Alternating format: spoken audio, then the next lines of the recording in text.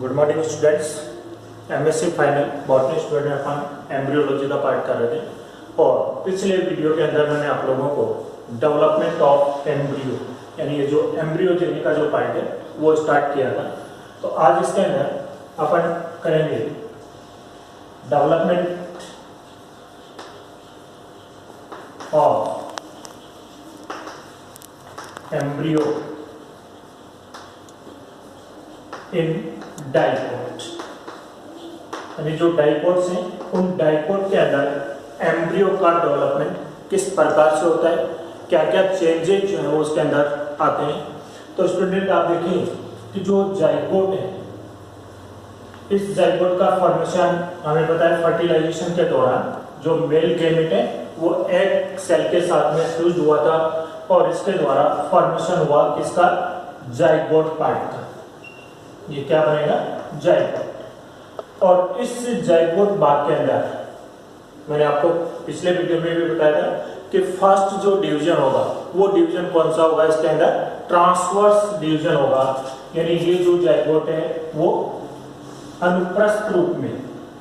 क्या होगा, डिवाइड होगा और डिवाइड होकर के इसके द्वारा टू सेल्स का फॉर्मेशन जो है वो इसके अंदर होता है।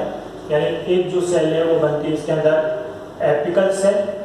और दूसरी जो है वो बनेगी इसके अंदर बेसल सेल का फॉर्मेशन हुआ। यानी ये जो स्टेज है ये मैंने आपको बताया था क्या बन गया, प्रो एम्ब्रियो का फॉर्मेशन हो गया, ये प्रो एम्ब्रियो बना। अब स्टूडेंट इसके अंदर जो एपिकल सेल है उस एपिकल सेल के अंदर नेक्स्ट जो डिवीजन है वो ट्रांसवर्स होगा या लॉन्गिट्यूडनल होगा। बेसल सेल का एम्ब्रियो फॉर्मेशन में क्या रोल रहेगा, इसके बेसिस पर मैंने आपको पिछले वीडियो के अंदर इसके जो टाइप्स हैं वो मैंने आपको बताए थे। आज अपन इसमें बात करेंगे जो क्रोसिफर या जो ओनाग्राड टाइप है उसका डेवलपमेंट किस प्रकार से होता है। तो ये एक प्रकार का टिपिकल प्रकार का जो डेवलपमेंट है एम्ब्रियो का वो अपन इसके अंदर स्टडी करेंगे। अब इसके अंदर आप देखिए कि फर्दर जो चेंज होगा वो क्या चेंज होगा इसके अंदर कि जब ट्रांसवर्स डिवीजन हुआ, इस ट्रांसवर्स डिवीजन के द्वारा जो दो सेल्स बनती है उनमें जो एपिकल सेल होती है वो एपिकल सेल बेसल सेल के कंपैरिजन में स्लाइटली सी छोटी होती है और जो बेसल सेल है वो बड़े आकार की बनती है। अब नेक्स्ट जो डिवीजन है उस डिवीजन के अंदर क्या कंडीशन इसके अंदर बनती है कि यहाँ पर आप देखेंगे कि जो एपिकल सेल है इस एपिकल सेल के अंदर अब फर्स्ट जो डिवीजन है वो डिवीजन कैसा हुआ, इसके अंदर वर्टिकल प्रकार का। यानी ये सेल दो भागों के अंदर डिवाइड होगी, वर्टिकली डिवाइड हुई और दो सेल का फॉर्मेशन हो गया। और जो बेसल सेल है इस बेसल सेल के अंदर नेक्स्ट जो डिवीजन हुआ वो डिवीजन होगा इसके अंदर ट्रांसवर्स प्रकार का। तो यहाँ पर आप जो एम्ब्रियो देख रहे हैं इस एम्ब्रियो का जो शेप जो आकार है वो इसके अंदर कैसा बन जाता है, टी शेप्ड प्रकार का बनता है। यानी ये जो कंडीशन है इसके अंदर वो कैसी बन गई, ये टी शेप्ड प्रकार का एम्ब्रियो का फॉर्मेशन जो है वो इसके अंदर हुआ। यानी जो एपिकल सेल थी उसके अंदर वर्टिकल डिवीजन हुआ और जो बेसल सेल थी उस बेसल सेल के अंदर ट्रांसवर्स डिवीजन होकर के यहाँ पर दो सेल्स का फॉर्मेशन जो है वो इसके अंदर हो जाता है। तो ये जो दो सेल बन रही है बेसल सेल के द्वारा, इनमें अगर यदि हम इनको नाम दें, सपोज ये एम सेल है, ये M1 सेल इसके अंदर बने, तो जो अपर जो सेल बन रही है एम सेल, ये यहाँ पर सेल जो है इसको क्या कहा जाता है, हाइपोफाइसिस सेल भी इसको बोलते हैं। तो जो नीचे M' या M1 जो सेल इसके अंदर बन रही है ये सेल फर्दर ट्रांसवर्स रूप से डिवाइड होकर के 4 to 5 सेल्स का फॉर्मेशन करती है और ये क्या करेगी, सस्पेंसर का फॉर्मेशन इसके द्वारा किया जाता है। यानी एम्ब्रियो का जो सस्पेंसर बनेगा वो किसके द्वारा बनेगा, बेसल सेल के द्वारा उसका फॉर्मेशन होगा। तो ये जो सेल है ये ट्रांसवर्स रूप में डिवाइड होकर के 4 to 5 सेल्स का फॉर्मेशन करके यहाँ पर क्या बना देगी, इसके नीचे की तरफ सस्पेंसर बनाएगी। अब इसके अंदर फर्दर जो डेवलपमेंट है उस फर्दर डेवलपमेंट में क्या होगा कि जो एपिकल सेल है इस एपिकल सेल के अंदर फर्स्ट जो डिवीजन हुआ था वो वर्टिकल हुआ था, सेकंड जो डिवीजन है वो भी वर्टिकली ही होगा, लेकिन फर्स्ट डिवीजन के राइट एंगल पर होगा। यानी ये वाली जो सेल है वो फर्दर वर्टिकल रूप से डिवाइड होगी, लेकिन जो सेकंड वर्टिकल डिवीजन होगा वो फर्स्ट डिवीजन के राइट एंगल पर होता है, जिसकी वजह से हमें सामने से देखने पर यहाँ पर ये 4 सेल्स ही हमें जो है 2 सेल्स ही हमें नजर आती है। 2 जो सेल है वो इसके बैक साइड के अंदर प्रेजेंट होती है, और ये वाली जो सेल है ये सेल यहाँ पर क्या बनाती है, यहाँ पर ये सेल बन गई, और ये जो सेल है जिसके अंदर मैंने आपको बताया था सस्पेंसर का फॉर्मेशन करती है, तो ये 4 to 5 डिवीजन करके और यहाँ पर इसके साथ में फॉर्मेशन करती है सस्पेंसर पार्ट का। तो इस भाग के अंदर अब आप देखिए कि ये जो कंडीशन है, यहाँ पर ये जो एपिकल सेल थी, इस एपिकल सेल के डिवाइड होने से यहाँ पर 4 सेल्स का फॉर्मेशन हो गया, यानी ये एम्ब्रियो की जो स्टेज है वो क्या हो गई, 4 सेल्ड कंडीशन जो है वो इसके अंदर बन जाती है। यानी एपिकल सेल के अंदर 2 वर्टिकल डिवीजन, दोनों वर्टिकल डिवीजन एक दूसरे के राइट एंगल पर हुए, और कंडीशन क्या बन गई, 4 सेल्ड कंडीशन जो है वो किसके अंदर आ गई, यहाँ पर एम्ब्रियो के अंदर। अब नेक्स्ट फर्दर आप देखेंगे तो फर्दर जो डिवीजन है उस डिवीजन के अंदर अब यहाँ पर क्या होगा कि जो एपिकल सेल से ये जो 4 सेल्स बनी है, इन सेल्स के अंदर अब जो नेक्स्ट डिवीजन है वो नेक्स्ट डिवीजन इसके अंदर ट्रांसवर्स प्रकार का होता है। तो ट्रांसवर्स प्रकार का डिवीजन होने से क्या कंडीशन जो है वो इसके अंदर बन जाती है, यहाँ पर आप देखेंगे कि ये जो कंडीशन है इसके अंदर ये सेल्स ट्रांसवर्सली डिवाइड हुई, और यहाँ पर 8 सेल्स का फॉर्मेशन जो है वो इसके अंदर हो गया, और ये जो स्टेज है एम्ब्रियो की, ये स्टेज इसके अंदर कौन सी बन जाती है, इसको हम कहेंगे ऑक्टेंट कंडीशन। यानी ये 8 सेल्ड कंडीशन जो है वो इसके अंदर डेवलप हो गई, ऑक्टेंट एम्ब्रियो जो है ये कहलाता है। अब यहाँ पर आप देखिए कि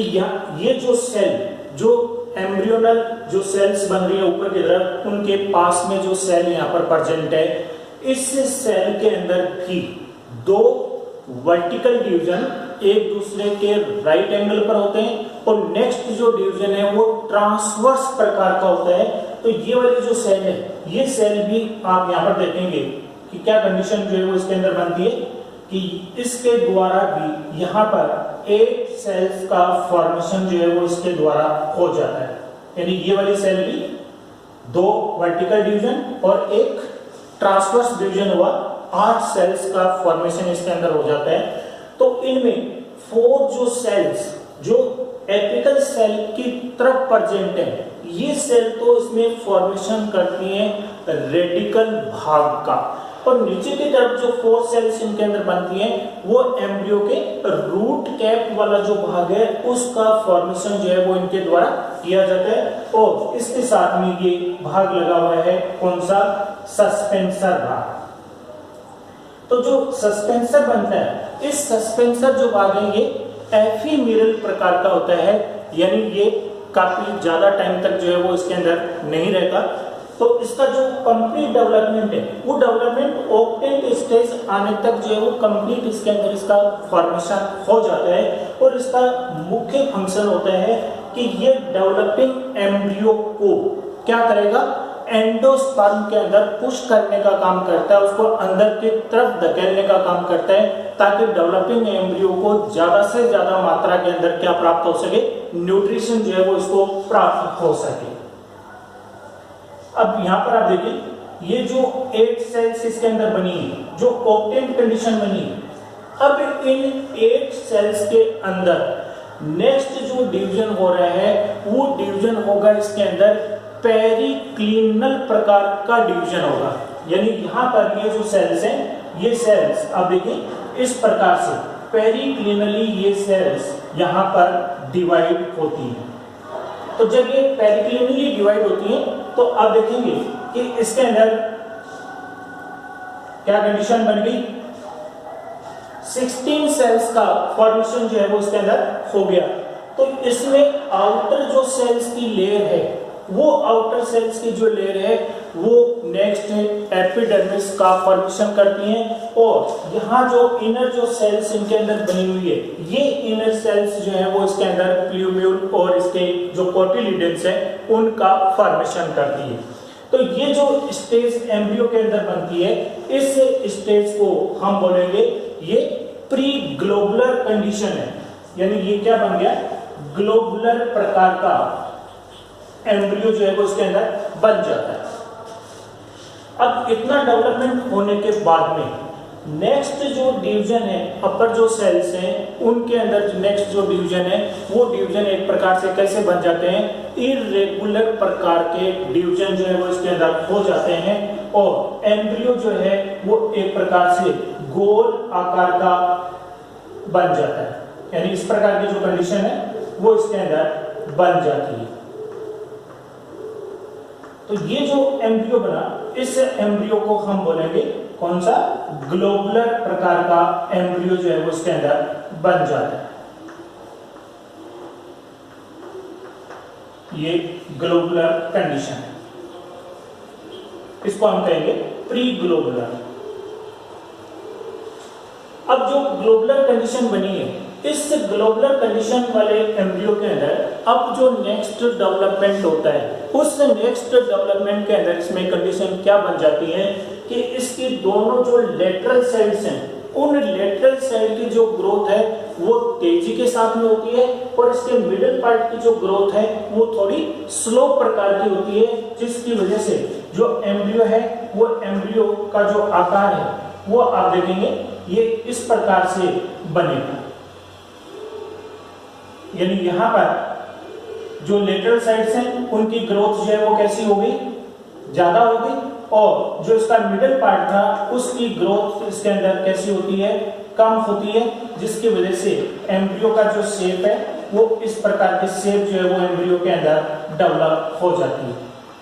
तो ये जो आकार इसके अंदर बनता है एम्ब्रियो का, इस कंडीशन को हम बोलेंगे ये एम्ब्रियो कैसा बन गया, हार्ट शेप्ड प्रकार का बन गया। ये हार्ट शेप्ड कंडीशन जो है वो इसके अंदर बन जाती है।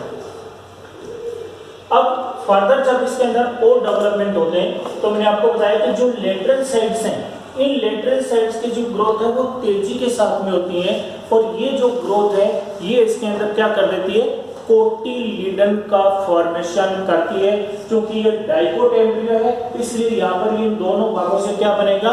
दो कोटिलिडन्स का फॉर्मेशन जो है वो इसके अंदर बनता है, और इन दोनों कोटिलिडन्स का जहां पर जंक्शन है, जो स्थान यहाँ पर जो सेल्स प्रेजेंट होती हैं वो इसके अंदर किसका फॉर्मेशन करती है, इसके प्लूम्यूल भाग का फॉर्मेशन करती हैं। तो इससे जब मैच्योर एम्ब्रियो का फॉर्मेशन जब होता है तो इसकी जो कंडीशन है वो देखेंगे इस प्रकार की कंडीशन जो है वो इसके अंदर बन जाती है।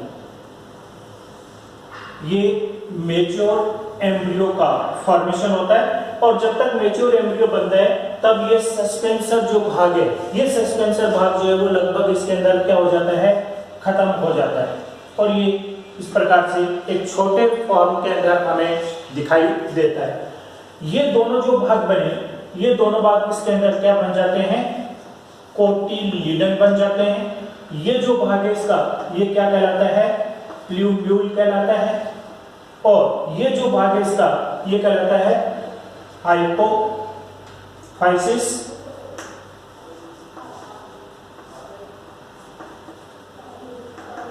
ये इसका भाग बन गया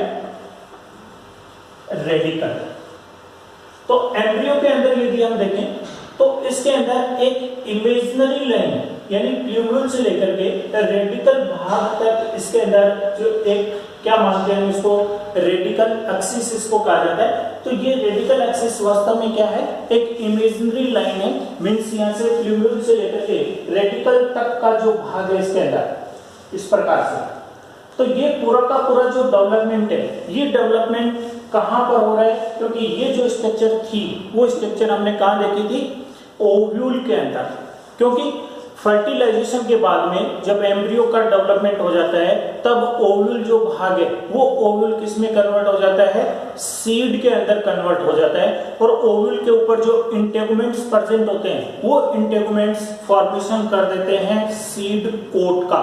तो सीड के अंदर ये वाली जो स्ट्रक्चर है, जो एम्ब्रियो है, वो उसके अंदर प्रेजेंट होती है। और जब सीड जर्मिनेट होते हैं तो जर्मिनेशन के दौरान इसी एम्ब्रियो के द्वारा एक नए प्लांट का फॉर्मेशन होता है, जिसके अंदर कंडीशन क्या रहेगी, तो जो प्लूम्यूल भाग है वो शूट का फॉर्मेशन करेगा और जो रेडिकल भाग है इसके अंदर, ये रेडिकल भाग जो है वो किसका फॉर्मेशन करता है, रूट का फॉर्मेशन करता है। तो यहाँ पर आप देखेंगे कि इसका इतना जो भाग है बाहर की तरफ, ये भाग इसके अंदर इसका क्या बना देता है, रूट कैप का फॉर्मेशन करता है, रूट कैप बनती है। तो स्टूडेंट अपन जानते हैं कि जब सीड जर्मिनेट होकर के फर्स्ट जो रूट बनती है, उस फर्स्ट रूट जब इस सॉइल के अंदर ग्रोथ करती है तो यहाँ पर इसकी जो सेल्स है रेडिकल्स की, वो सॉइल पार्टिकल्स के साथ घिस करके या उसके साथ जो है टक्कर खा करके वो सेल्स यहाँ पर नष्ट नहीं हो, उसको प्रोटेक्शन देने के लिए आगे की तरफ जो सेल्स प्रेजेंट होती हैं, ये सेल्स इसके अंदर क्या बनाती हैं, रूट कैप का फॉर्मेशन करती हैं, जो इसके रेडिकल भाग को प्रोटेक्शन देने का जो काम है वो किसके द्वारा किया जाएगा, रूट कैप के द्वारा किया जाएगा। तो इस प्रकार से अब देखिए कि जो डाइकोट है, उस डाइकोट के अंदर एम्ब्रियो का जो डेवलपमेंट है, ये डेवलपमेंट इस प्रकार से इसके अंदर होगा। जाइगोट में फर्स्ट जो डिवीजन है वो ट्रांसवर्स हो गया, प्रो एम्ब्रियो बन गया 2 सेल, जो एपिकल सेल थी उसमें वर्टिकल डिवीजन हुआ, जो बेसल सेल थी उसमें ट्रांसवर्स डिवीजन हुआ। एपिकल सेल के अंदर फर्दर